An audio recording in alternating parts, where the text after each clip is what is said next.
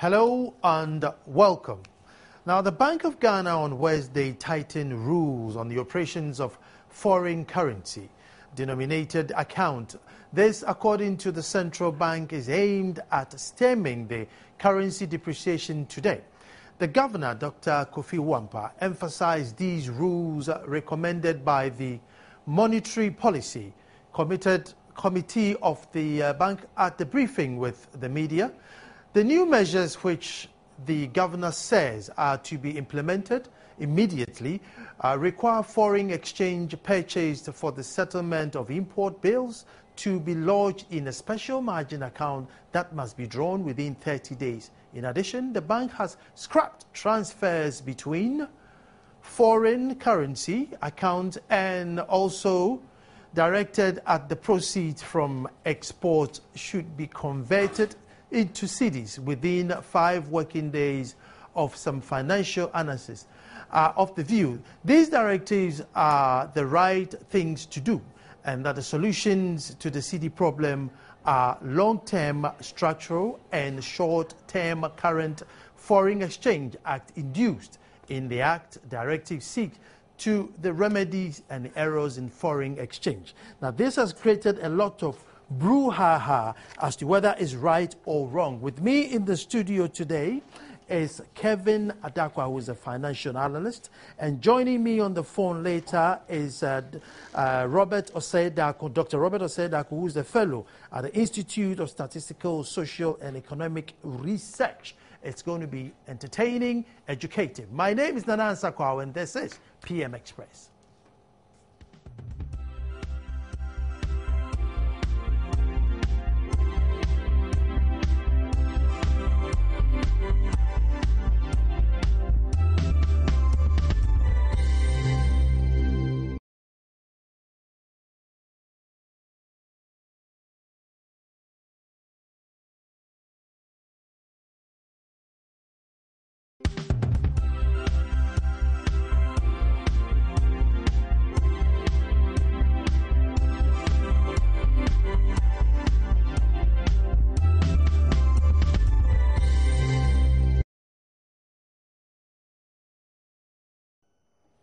Hello and welcome, and today's issue is literally the strict rules that the Bank of Ghana is putting in to try and stem our habit of dollarization. Everything seems to be priced in dollars. Everything. Hotel bills, school fees, and funny enough, or ironically, even the government itself sometimes price their own things in dollars. You go to the port, you go to the FDA, they pay football players in dollars. But now we need to put an end to it, and we'll put these measures in place. But as to whether it works or not, I have Kevin Adakwa in the studio, who's a financial analyst. And Kevin, thanks a lot for adhering to our call. Thank you. Kevin, I just want to start out, if just in a brief submission, if these measures would work that the Bank of Ghana has put in place. It should work. It should work. Yeah, it should work. I think if it's implemented properly, it should work. It has far-reaching consequences for the stability of the cedi. I'll start with a ban on commercial banks and financial houses issuing checks and checkbooks to it's a foreign exchange account and then foreign currency account. To the guy on the street, what's a foreign exchange account and what's a foreign currency account? Well, for us, it's the same. It's all foreign. Yeah, it's all foreign, yeah. Well, basically, they're all foreign accounts, okay? The second point is that for a foreign exchange account, it's actually populated, or let me say, credits to that account comes from locally acquired foreign exchange. Okay. So for instance, if you go to a forex bureau and buy $2,000, you can only put it in your foreign exchange account and not the foreign currency account. Okay. Now, the foreign currency account basically receives flows from abroad, remittances from abroad. So if you swift money or if you transferred money, it would go into a foreign currency account. Yeah.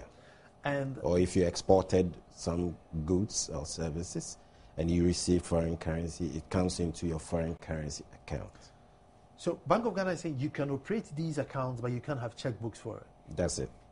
So if you needed money from it, then you need to instruct the bank. The banks. To make the payment on, on your behalf. Exactly. It is also directed that no bank should grant foreign currency denominated loans or foreign currency linked facility to a customer who's not a foreign exchange earner. Now, you and I know that the foreign loans seem to have a much better and stable interest rate. So then, are you taking this interest rate away from us and replicating it in a CD loan, or that's it, tough, go and suffer? What's the plan here? Well, I think the rationale behind it is to bring stability once again. And the issue is that, okay, if you received a loan in foreign currency, right, and you are not a foreign exchange earner, how do you purport to pay up your loan? You will still need CDs, right? Okay, so the issue of the interest rates probably may not come in because, yes, you're receiving maybe 8 or let's say 12% on the dollar, right? But the dollar is getting stronger and stronger against the CD. And so by the time you are required to pay your loan, I mean, basically, You could probably have investment in, Stanmore somewhere in the UK, rented out, or in Times Square or somewhere in America, okay, and his rent is coming in dollars. So to him, it's an easier way of paying their loan. Yeah, so basically that is what the rule purports to address. It says if you're not a foreign exchange earner. Oh, so in that case, then you are a foreign exchange earner. Yes, in that case, you are a foreign exchange earner. You probably have investments in foreign exchange and receiving dividends or profits, and so you are a foreign exchange earner. So you stand to be able to take a foreign exchange loan. But if you're not a foreign exchange earner, you cannot basically take a foreign exchange loan. That is what the law seeks to address. So that leaves me out, right? And here I need you to explain to us, is the central bank has also prohibited offshore foreign deals by resident companies, including exporters in the country. Well, what do they mean by that?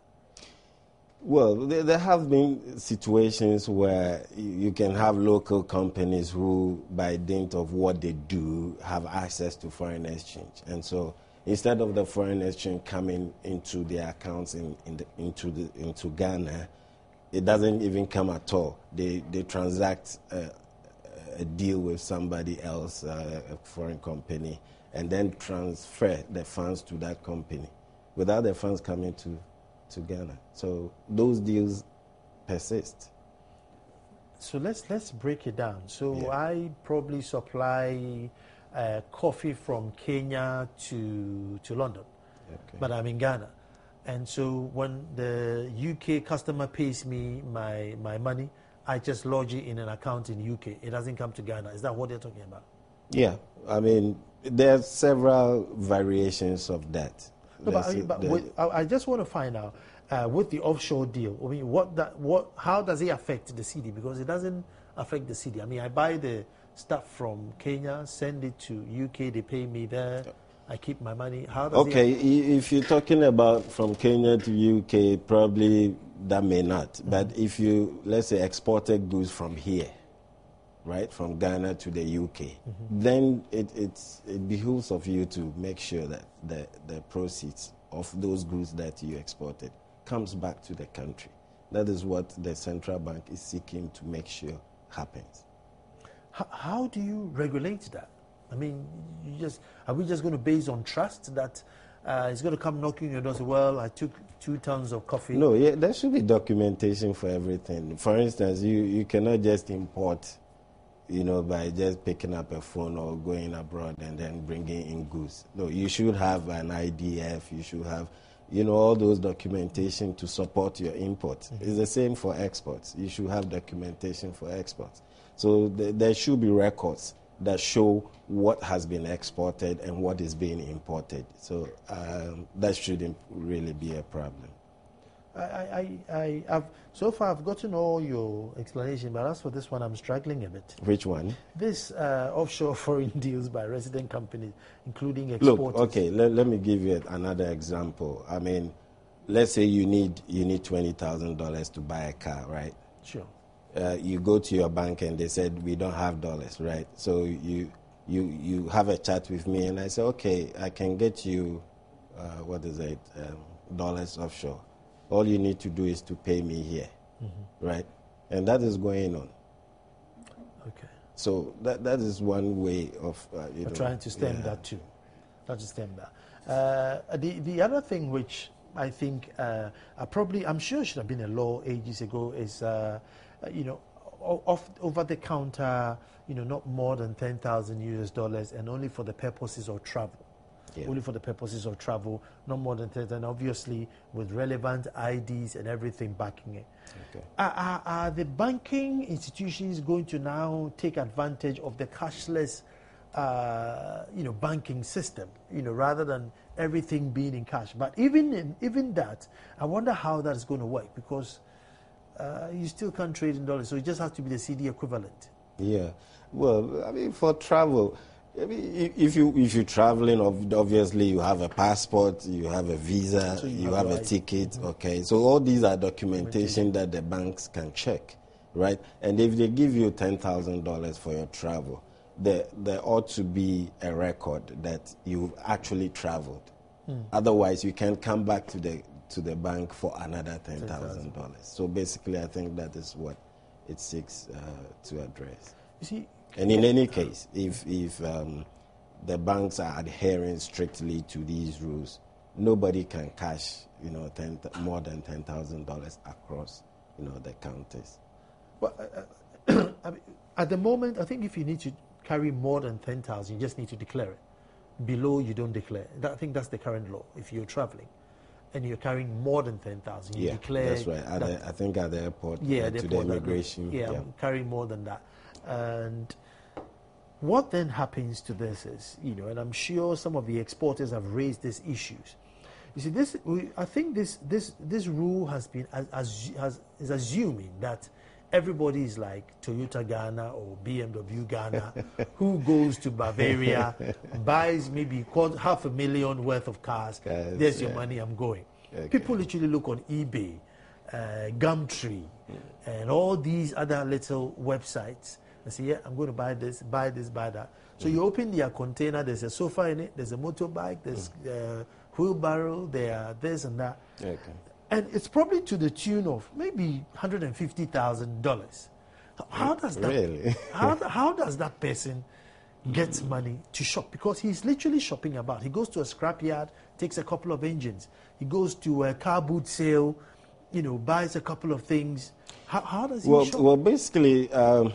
That brings up another issue. I think the banks have to be very innovative here and bring in products that support the cashless society we are talking about.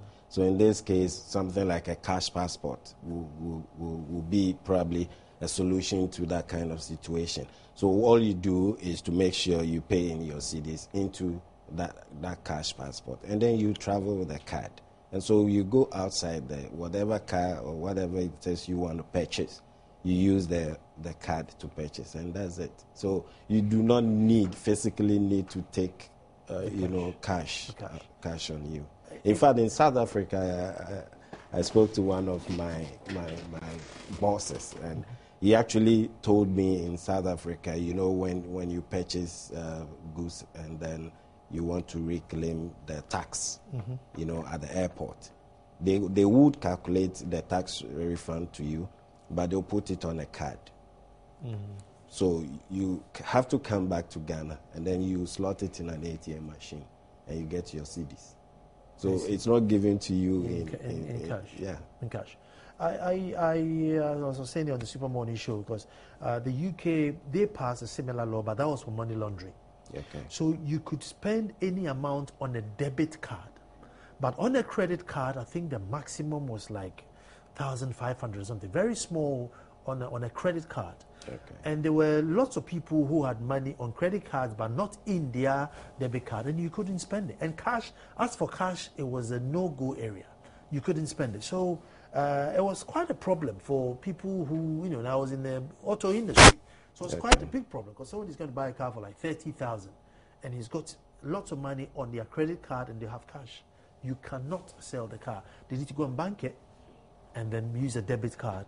Okay. You know, and it became a huge challenge. And they have a very good cashless system. You know, so I'm just trying to find out how this issue is going to work. Because again, if I go back to the guy who's trading in eBay and this and that, you've just come to my house. I'm selling my bike and I've advertised it, and it's 7,000. Yeah. So I'm not going to take your card. I need the cash. You know. So the guy can slot his card. It would only give you 500 or 600. No, it will only give you 500 or 600 a day. So unless you stay there constantly drawing and drawing and drawing, you won't be able to make that purchase. And maybe that's not the only purchase. You've seen another car somewhere which is also 5 for maybe 12,000, and you need to go and buy that car. So I think seriously, I think we've gone beyond that stage. I mean, whatever it is you're purchasing, there should be point of sales, I mean, for those cards. So it's just a matter of swiping, and the funds is moved into. That's if you're buying from a company. But if I'm buying it privately. No, even, I mean, seriously. If I came to your house to buy your car, and I said I have a card, I mean, I don't have a terminal. Well, but those things are coming up. Actually, if you go to even malls, you know, even what's it called, kiosks, standing by the road. Most of them use card readers, so they can actually swipe your card. But basically, what the central bank just wants to avoid is people having cash on them and doing probably what they're not supposed to. See, the reason why I say that is that a majority of our buy and sell traders in Ghana are not the Japan Motors type. They are the, I'm going to bring my container type of traders. Yeah. And they go and literally shop around. And they buy from private people. They buy from small companies who just do their cash business and go. And I am just foreseeing how they will struggle with the 10,000 limit. Now, another one that would raise suicide rates, this clause, that will bring a few suicide is all on drawn currency denominated facilities with the coming effect will be converted. So basically, if you have dollars saved in your account, by the time you go, it's been converted into cedis. No, I think that particular rule deals with facilities, loans. Okay. So if the bank has given a loan to a client,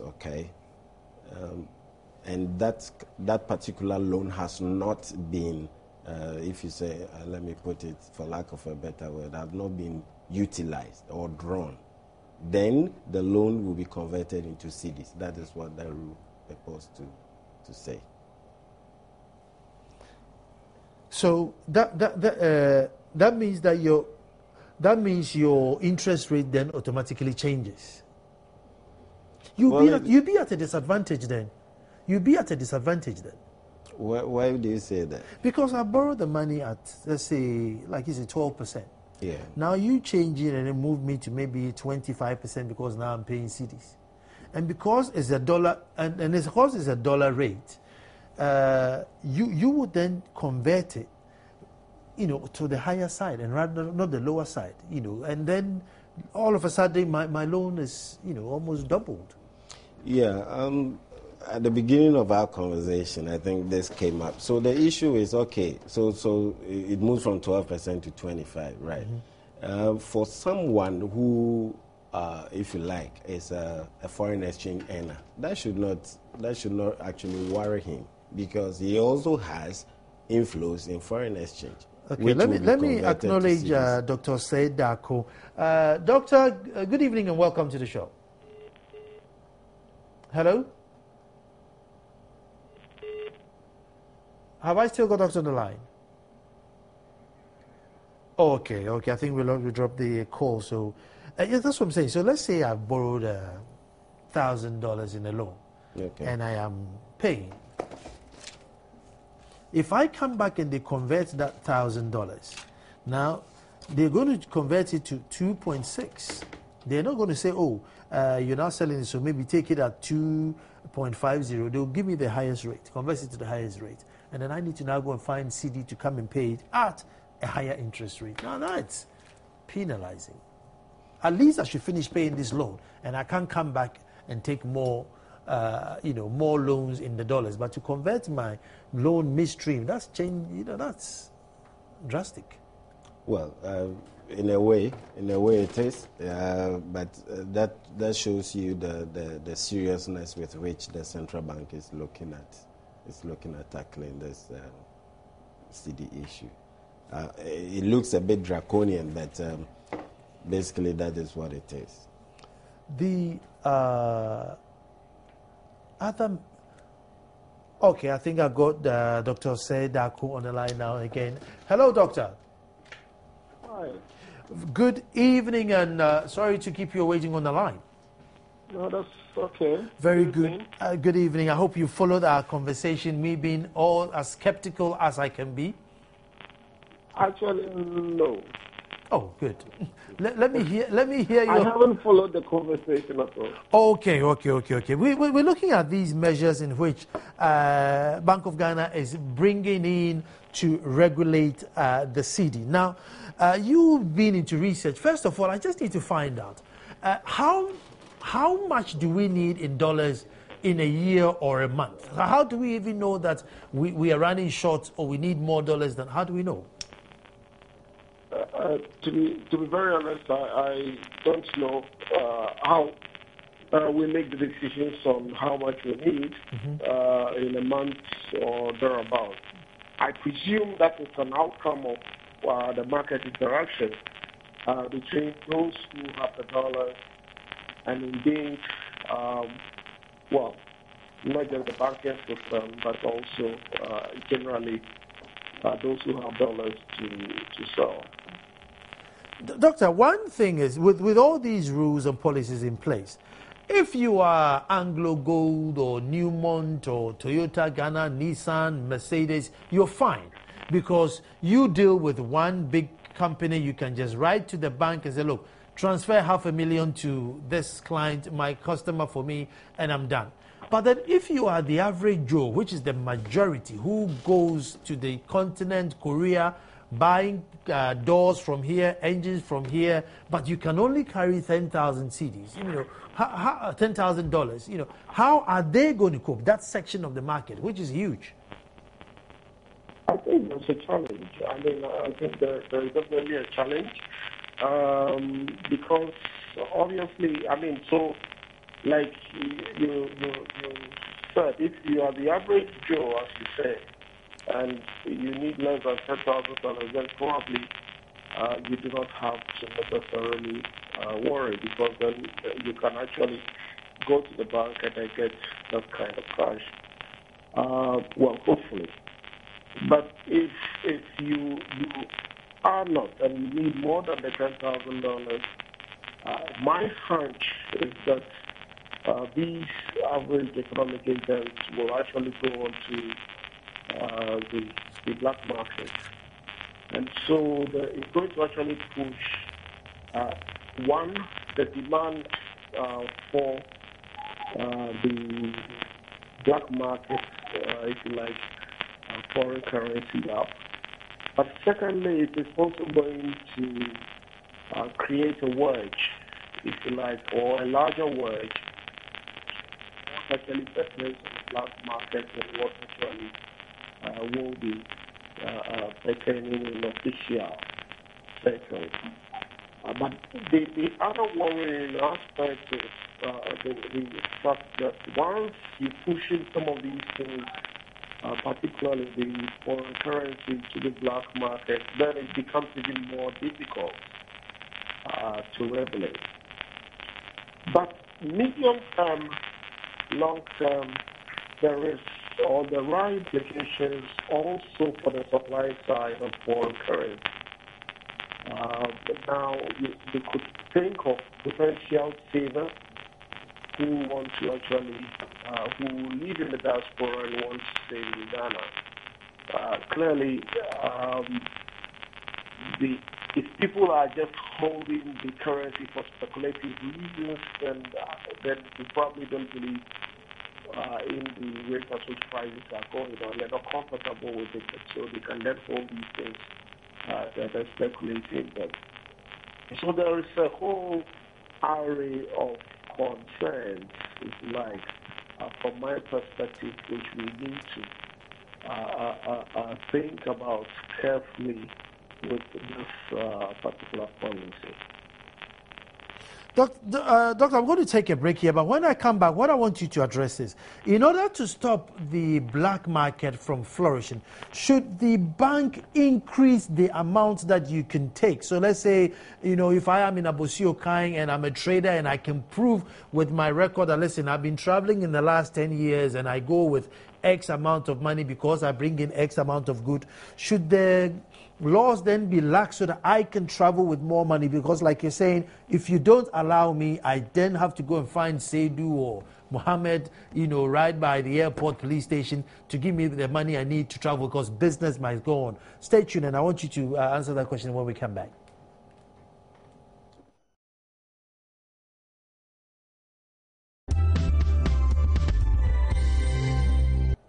Hello, I am talking to Dr. Robert Osei-Darko, who is a fellow at the Institute of Statistical, Social and Economic Research, ISA. And I have in the studio Kevin Adakwa, who is a financial analyst, knows a lot about currency and its movement. I'm going to play an insert, but just before, I just wanted to find out that 10,000 limit. Should there be flexibility for the traditional known traders to not let them go to the black market? I'll play this insert and then we'll come back and find out what the answer to that will be. For the Forex Bureau, the issues are bordering on anti-money laundering, so on. I know you remember that, was it 2012? 2012, when we were blacklisted, but Ghana was blacklisted by FATF because of our laxity in the policies to combat anti-money laundering. So the purpose of this is mainly to address that issue. That is why we limit withdrawals to $10,000, and we also require more identification when purchasing these, or purchasing or selling to Forex Bureau. We also request Forex Bureau to computerize so that it will be easier for our supervisors to go and verify whatever they are doing. Well, we are quite serious about this. We'll be giving monies to people that are in Mufti who know they will go to the Forex Bureau. If they are not, you go to any Forex Bureau to either buy or sell, and they don't give the receipt, we will deal with that. Again, you remember we did that. We revoked some licenses some time back in terms of Forex Bureau. Of course, the banks too, we will be watching the banks because there are issues, especially transfers without documentation and so on. We will be monitoring those very closely. I have here the head of both Banking Supervision Department and other financial institution department. They will have to do more supervision and ensure that these rules are strictly enforced. Okay, so that was the Governor of Bank of Ghana there trying to explain the limit and to also curb money laundering. Doctor, have I got you on the line? Yes, sir. I can agree, yes, by all means, show me IDs if you are going to take monies above 10,000 or the 10,000 limit. But I go back to my question that because we don't have that cashless society, and because the economy is all buying and selling, should there be an allowance for traditional traders who have a track record to say, look, I've always traveled with X amount of money to buy X amount of goods, so give me that liberty so that he doesn't go, or it won't work.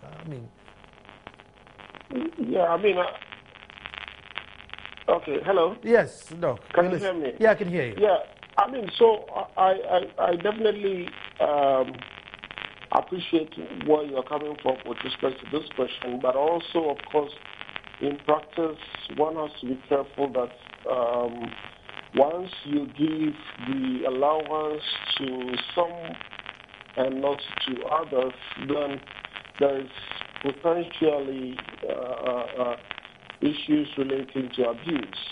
Okay, so if I am a less known, for instance, trader, and I want to actually then go into trading, I probably will go and see somebody who is more established, who has that kind of higher limit, so to say, to then help. But then, of course, eventually what then will happen is that you create a situation where people will try and then exploit the less experienced or, the less experienced ones. So, I mean, I guess the bigger question is whether our banking system supports particularly those who do trading. And so if you have the requisite documentation and you have, for instance, credit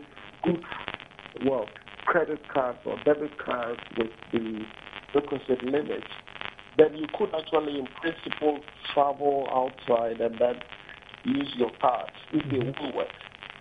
I presume, of course, there are some cards in the system now which allows individuals who are traveling outside to be able to access some resources. I don't know what the limits to these are, but obviously the fact that the people are not relying too much on it suggests that the system's been working too well.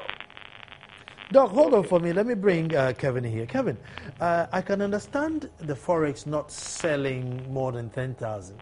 But the whole idea is that we want the money. So you let them buy more than 10,000 but not sell more than 10 because we want to keep the dollars in.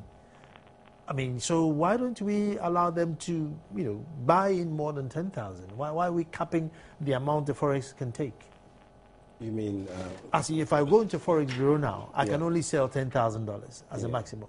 But what I'm saying is, because we are crying that there's not enough dollars in the system, why can't you buy in unlimited but sell limited so that somehow there's enough dollars in than it's going out? Well, I'm not too sure whether the 10,000 cap applies to those who are also selling to the Forex bureaus. Well, it says the central bank has also outlined new measures for Forex bureaus operators which direct them not to sell or buy more than 10,000 or its equivalent per transaction. Okay, then probably I'm not too sure why the rule. I wouldn't try to surmise. I mean, Doc, can you help us on that? Because we want more dollars in. So why can't we buy in 1 million but only sell 1,000? Again, to be very honest, I'm not a fan of the policies. I see. Particularly these policies that are being prescribed. Mm-hmm. Well, not prescribed now, right? They become literally in the law. Yeah. With respect to the foreign currency, because also, like I said, in reacting to the current situation, which is a demand-side problem, the fact that we are demanding more dollars than is available, we are instituting policies that will affect the supply of the dollars that we need. Okay? So it is very likely that there are people who would previously have probably transferred money through even some of these Western Union, etc.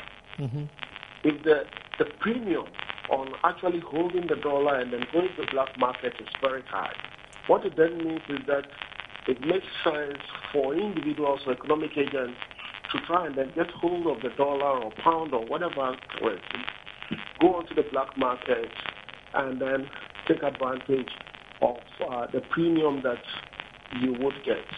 You understand? So it has far-reaching implications for the supply of foreign currency, medium to long term. And for me, it is my biggest worry with respect to the policy. Let me throw these two questions to both of you, and I'll let both of you try and tackle it. So I am an exporter, and I export pepper.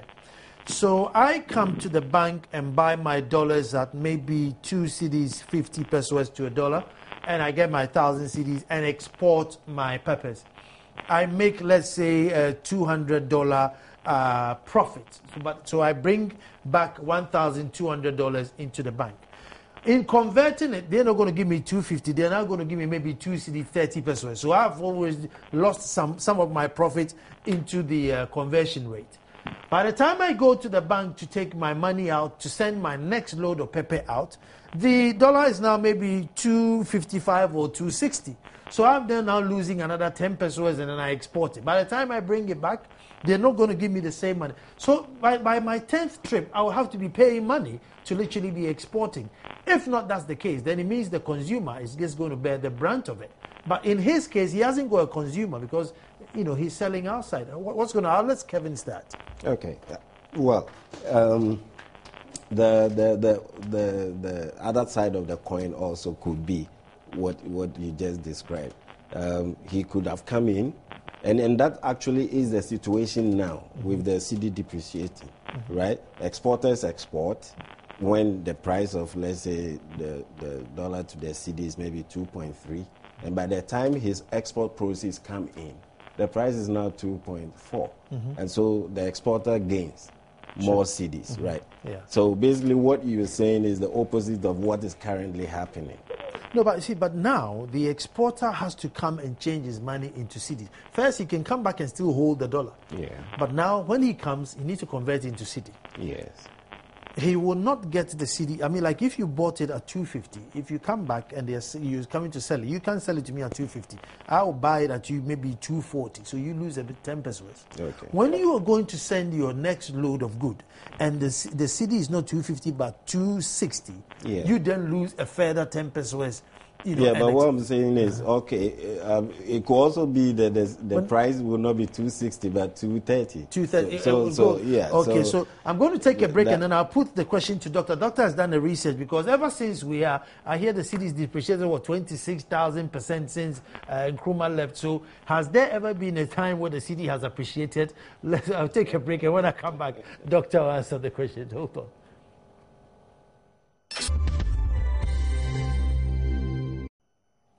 Reforms to curb dollarization culture that we have adopted. And just before we went on the break, I just wanted to find out how this new system where every dollar that comes into your account has to be changed into cedi. And those who deal a lot in export will then constantly would need to find these dollars, or those who import will definitely need these dollars. And anytime you change it, they would lose money, and if the cedi depreciates, then they lose further money. And Doctor, I was just trying to find out, how do you curb that? I mean, you just pass on the cost to the end consumer, or how are they going to work? No, so I think that there's a bit of misunderstanding here. Usually, I mean, with the depreciating cedi, i.e., when you have a situation where you require more cedi to get a unit of a dollar, the exporters actually benefit, because remember that when you are exporting, you don't need the dollars. Okay. You export your products to actually get in dollars. So it's the importer that... And then, okay. So it is importers. Yeah. It is importers who actually lose out. Okay. Now, the challenge with the importers losing out is that for the importer, if I bring in $200 worth of goods and I do not get the dollars, and now within the period when I actually have to sell the goods and then re-import or import more goods, if there is depreciation, then what it means is that now I change my dollars, say it was a 1-to-1. So with $200, I get 200 cedis, right? Now, at the time when I need dollars again to go and then import goods, assuming there has been 50% depreciation, just for the sake of argument. Sure. Now, what it then means is that you actually now are changing 1 cedi 50 pesos for $1. So you get significantly less dollars now. Sure. So first, when you had $200, now you have something which is way below the $200, and so you are not able to bring in goods worth $200. Now, as an importer, for you to be able to then get your $200, what then you need to do is to then sell the goods at a relatively higher price. So you pass on the price. Okay. So does it mean that we'll end up needing more dollars? So it will come back to bite us, where we will need more dollars rather than less dollars? No. So of course, not more dollars necessarily. The more dollars has to do with the amount of goods and services that you buy. So basically, we'll be putting more pressure on the city. Yes, absolutely. So you put more pressure on the city because you need more. Okay, and then that sort of also feeds into your inflation. Let me bring Kevin in here. Kevin, see, once upon a time, the pound was hitting the roof. It was so expensive. Now, everybody wanted to go on holiday because even if you have £100 and you went to Spain, it was like so much money. And so, somehow they took advantage, in the reverse. And then you have, like, let's say Japan and countries where their currencies go weak. And then they also take advantage. I mean, what can we do with the weak? There must be an advantage in there somewhere. Well, the advantage should have been now when we're experiencing a depreciating cedi. What happens is our exports become cheaper and our imports become more expensive. So you see the import bill go down and then exports go up. And that should then, if you like, as it were, close the gap between, deficits in the accounts. So that should have helped the cedi. But we have a very weak, as you know, we have a very weak manufacturing base. We hardly produce anything. I mean, we import almost everything that we use, toothpaste, toothpicks. You can mention them. And so, I mean, basically, we are not able to take advantage of actually increasing our exports in a situation like this when your currency has depreciated. And in fact, the advanced countries, some of them go out of their way to actually depreciate their currency. I mean, make policies to depreciate their currency in order to make their exports cheaper. Japan has done this for quite a long time. So it's just unfortunate that we do not have that manufacturing base to take advantage of this situation. Can we take advantage now? Because you see, ever since I have known, there's always been report of the cedi somehow losing its value against major currencies. So I'm sure even if we put a policy in place today, by 5 years' time, we would have built a small manufacturing base, balancing the cedi here or there. Obviously, so like you rightly said, we've had depreciation rates with us for forever, if one could say. And the manufacturing base hasn't literally taken off. And it's probably because there are other factors we go into being competitive. Okay, so the challenge, and like Kevin said, has been the fact that we haven't had any significant growth in our manufacturing base to take advantage of them. Now, if you're not taking advantage of the depreciating cedi and you're actually relying significantly on imports for a lot of things, and remember that we are a growing economy and you have an increasing middle class. And so the demand for goods and services will change. Now, if our economy doesn't have a base to produce to meet this demand, what it then means is that you actually have imports coming in. Now, the nature of our imports, in my mind, is relatively inelastic. So it doesn't change by much, even though we've had increasing price or units of cedis to buy a unit of dollar. And so we haven't been able to, if you look at our imports data, it hasn't really changed by much. And so it goes back to the fundamentals with respect to the economy. Now you have an economy whose structure is such that you can't even take advantage of, the gains that you make in the in the exchange, because most of your exports are primary exports. Doc, let me take your way forward. I think you said, but let me just summarize your way forward, and then I give Kevin the last word. The way forward, I think that clearly, I'm not sure how this is going to be reversed. I think that it's a good thing that the bank has come out to increase the prime rates, because what it does is that it provides a different avenue for saving. But my worry, to be very honest, is that the damage has already been caused for the medium term with respect to savers actually bringing in a lot of dollars to actually curb the problem. Thank you. Also, sorry, if I could just add that. Okay. Also, the government fiscal is such that our demand for is significantly high. Okay. And a lot of it is, again, fueled by our very large fiscal deficit. And so, to be honest, I'm not sure what's my prediction is. Thank you. Let me bring Kevin here. Kevin, we have a buy and sell foreign good economy. That's the main thing, a buy and sell foreign good economy.